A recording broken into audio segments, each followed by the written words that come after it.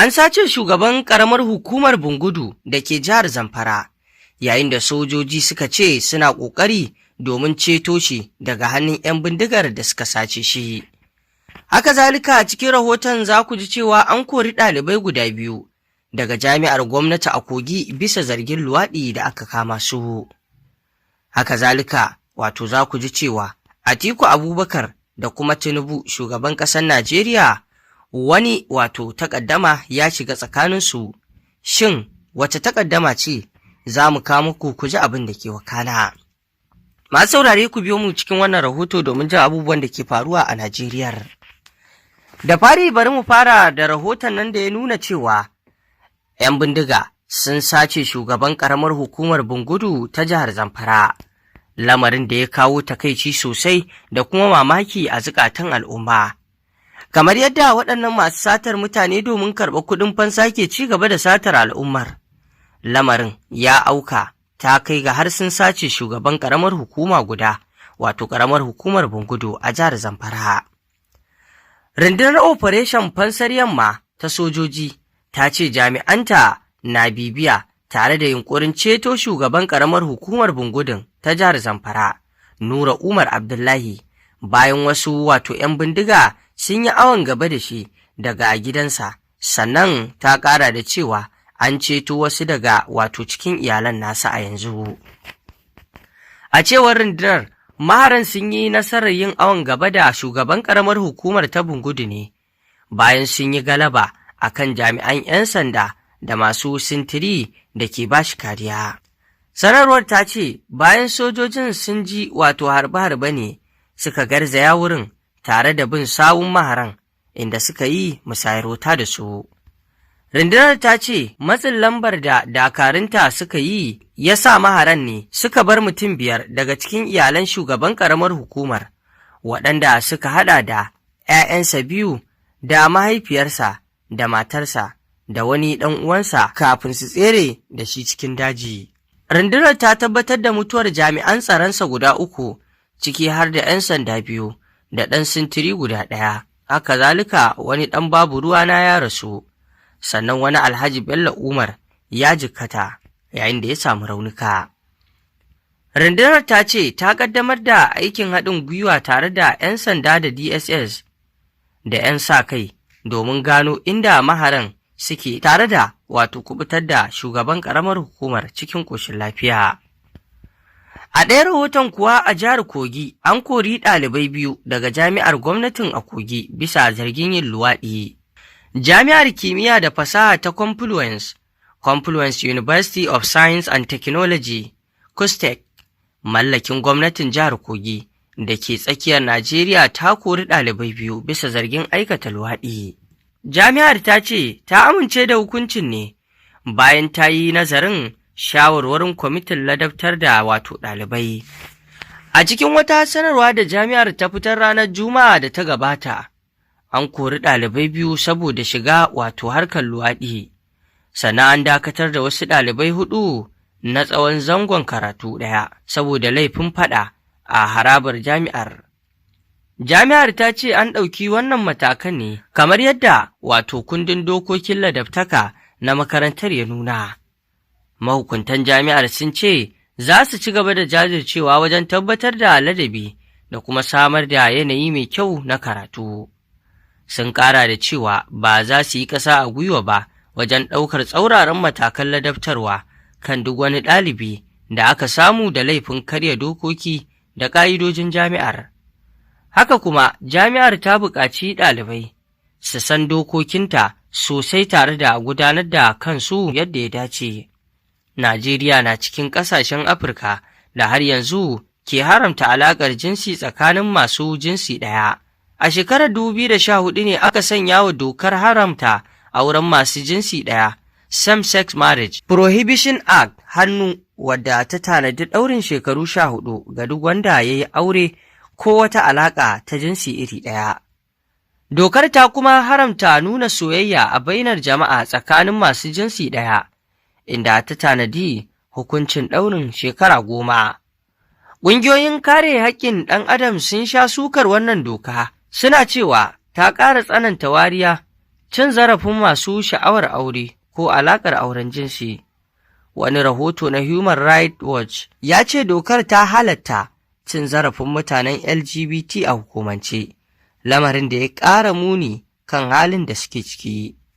Masu fafutukar kare haƙƙin ɗan adam sun ce har yanzu ana ci gaba da samun rahotannin hare-hare, dukan jama'a da kuma yi wa mutanen LGBT baƙar fata domin karɓar kuɗi. Suna masu cewa dokar ta samar da yanayin da irin waɗannan cin zarafe-zarafen ke faruwa ba tare da cikakken ɗaukar mataki ba.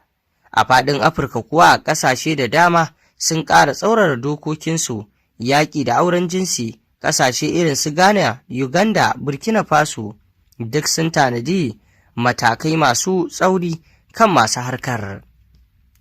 To idan kuwa muka je rahoton gaba kan batun abin da ya janyo takaddama tsakanin shugaban ƙasa Bola Ahmed Tinubu da Atiku, da alama za a daɗe ba a kawo ƙarshen takaddama da ke tsakanin fadar shugaban Najeriya Bola Ahmed Tinubu da tsohon mataimakin shugaban ƙasar ba, kuma ɗan takarar shugabancin Najeriya a zaben shekara ta 2027 na jam'iyyar ADC Atiku Abubakar, inda dukkan ɓangarorin ke zargin juna da aikata rashawa da manyan laifuka.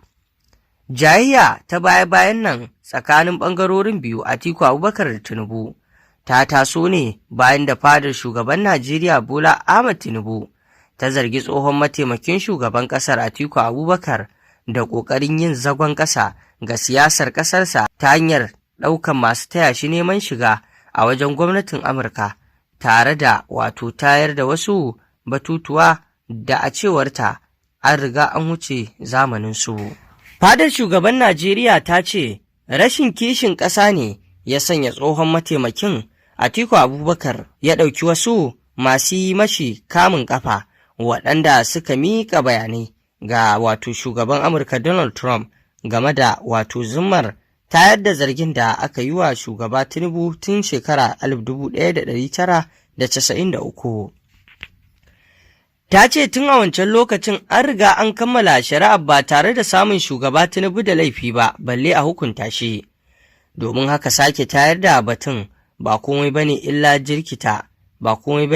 jirkita tarihi don cin gajiyar muradin wasu da ta kira maras kishin ƙasa. To sai dai Atiku Abubakar, wanda jigo ne a ɓangaren adawar siyasar Najeriya, ya mayar da martani ga fadar shugaban Najeriya ta Bola Ahmed Tinubu, inda ya ce tayar da maganar tana da muhimmanci sosai saboda zai bayar da damar fayyace abin da ya janyo har kotu ta tilasta wa shugaba Tinubu sallama wasu kadarorin shi a wata shari'a kan badakalar ƙwayoyi. Abdurrashid Uba Sharaɗa, mai magana da yawun Atiku Abubakar ne, kuma ya ce wannan ai abu ne da ya kamata a yaba, domin mu san cewa wane irin shugaba ne yake fadar shugaban ƙasa a yanzu, wanda mun tabbatar da cewa har yau shugaba Tinubu bai wanke kanshi ba.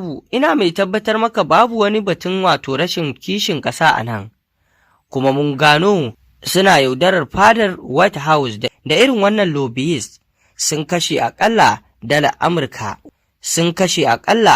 Amurka miliyan 10 domin a kashe wannan maganar, in ji Abdurrashid Sharaɗa.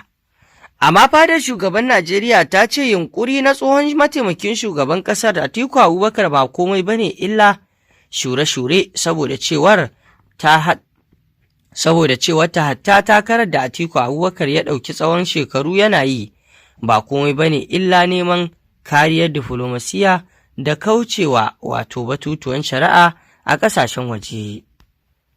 Abdulaziz, ɗaya daga cikin masu magana da yawun shugaban Najeriya, ya ce su a wajensu wannan abun mamaki ne da takaici, domin ya za a ce kana neman yadda za ka ɓata sunan ƙasarka a idon duniya domin kawai buƙatar mutum ta biya. Kuma ba wai ya damu ne da jama'ar ƙasar ba ne, kawai dai burinsa shine ko ana ha maza ha mata ya samu wannan mulki da yake nema, in ji Abdulaziz.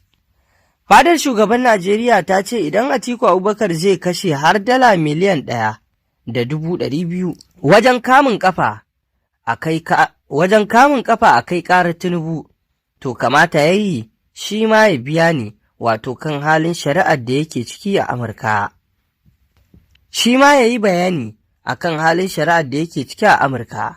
Ta yi zargin cewa Atiku da tsohuwar matarsa Jennifer na cikin waɗanda aka zarga a wani babban binciken Majalisar Dattijan Amurka na watan Fabrairun shekara ta 2010.